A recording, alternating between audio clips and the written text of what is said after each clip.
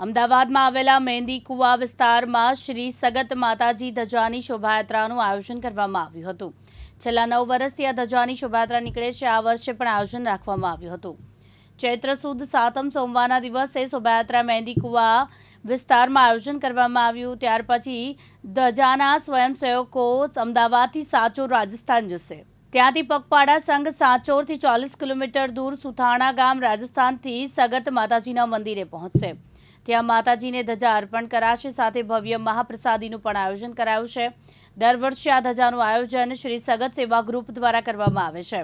ચૈત્ર નવરાત્રિઓને લઈને માતાજી દિવસો ચાલી રહ્યા છે, ત્યારે શ્રી સગત માતાજીની ધજાની ભવ્ય શોભાયાત્રાનું આયોજન શ્રી સગત સેવા ગ્રુપ દ્વારા કરવામાં આવ્યું હતું।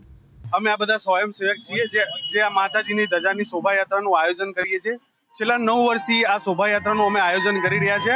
આ અમારું 10મું વર્ષ છે। આ શોભાયાત્રા અમદાવાદથી સાચોર જશે। સાચોરથી 40 કિલોમીટર દૂર પગપાળા સંઘ માતાજી સગત માતાજીના મંદિરે આ ધજા પહોંચે। ત્યાં માતાજીને આ ધજા અર્પણ કરવામાં આવશે। ચૈત્ર સુદ નોમના દિવસે ભવ્ય મહાપ્રસાદનું આયોજન કરવામાં આવ્યું છે। ત્યાં લગભગ 3500 થી 4000 ભાવિક ભક્તો તે મહાપ્રસાદનું લાભ લેશે। સંગીતા સુથાર, દિવ્યાંગ ન્યૂઝ, અમદાવાદ।